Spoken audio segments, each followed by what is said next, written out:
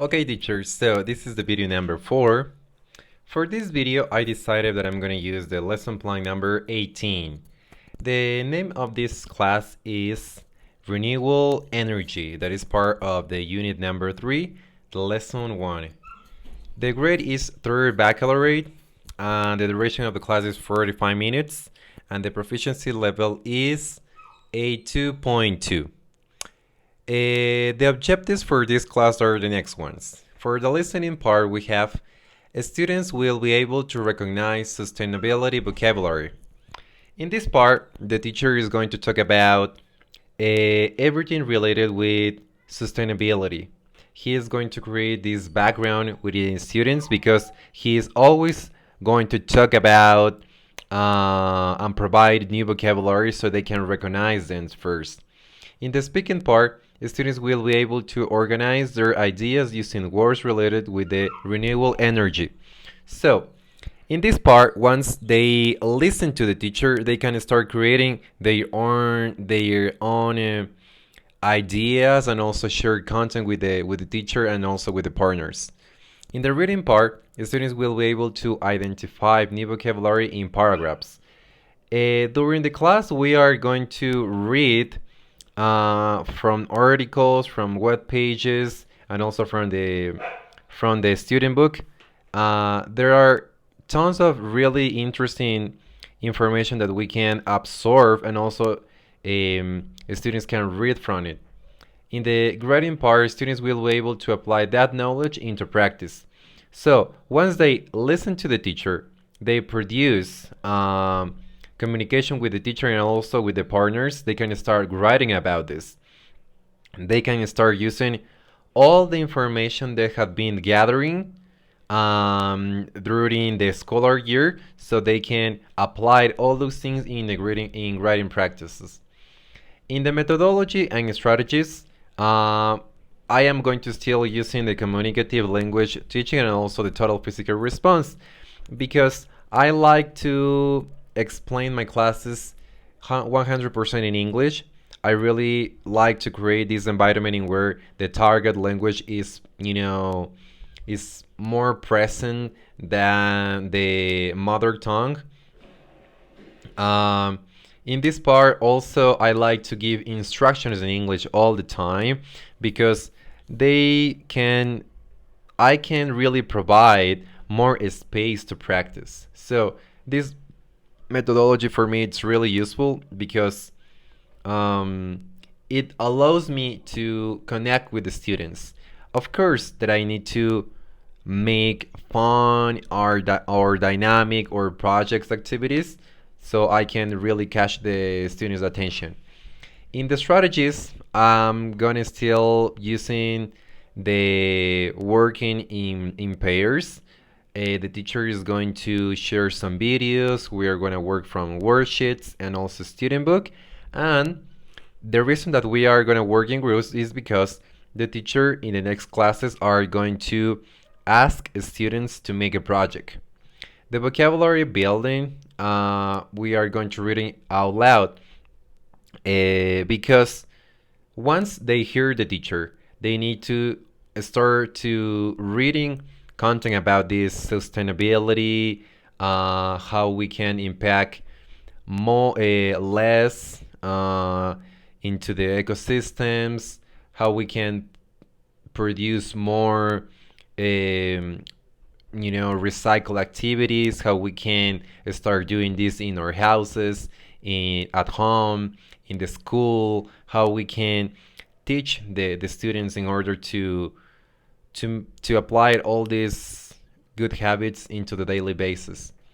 In the grammar reinforcement, the teacher is going to take advantage of this class to let the students apply all the things that they have been learning. For example, connectors, linking words, grammar, tenses, suffix, among others. In the anticipatory set, in this class, the teacher will be able to talk about renewable energy. So, for example, he's going to provide this information to the students, and he is going to share with them some projects that are happening here in Ecuador. In the main teaching input, the teacher starts with a warm-up, actually asking them if they know or a project of renewable energy from Ecuador, because in my perspective, there's a lot of industries, there's a lot of small businesses that are doing this, those really good practices in order to help the world, help the environment, help the ecosystem. Um, Once the teacher shared this information with them, like as a warm up, they immediately write the ideas that received from students in the board. So they can start, talking about, okay, so in Ecuador we can find this, in South America we can find this, in this country we can find this project, and so how we can start, for example, reusing our clothes. What is the most, for example, polluting industry that is damaging like the environment, for example, the fashion industry, the plastic industry. There's a lot of industries that are doing tons of damage to the world, so we need to recognize those industries first. Later, the teacher shows them some videos related with the process. Okay, so for example, we have this project in Ecuador. Those guys are reusing the plastic bottles into something different, like a different product. There's some really cool and interesting projects. For example, there's some industries that are doing cardboards to build houses made entirely from plastic, and that's really good because we are giving like a second opportunity. We are reusing something that already exists, so we are not throwing these into the oceans or throwing these into the ecosystem. So we are giving them another opportunity. The videos are related with this. Later, the teacher asks the feedback from the students. Then the teacher shared the use of collocations and some new vocabulary related with the environment, ecosystems, and sustainability.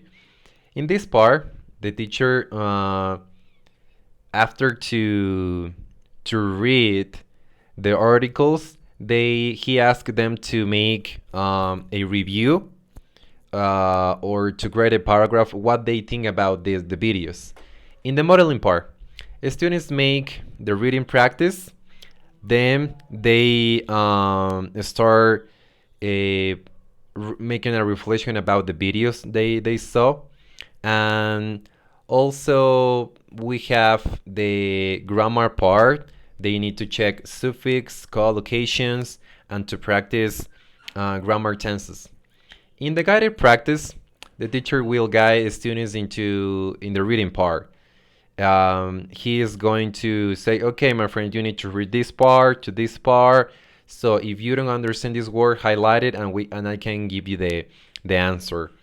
So the independent practice is that they need to start making research, because to the next class, they are going to start making a project related with how to make green products, or how we can start doing better practices into at home, in our schools, and also how we can teach the next generations or generation.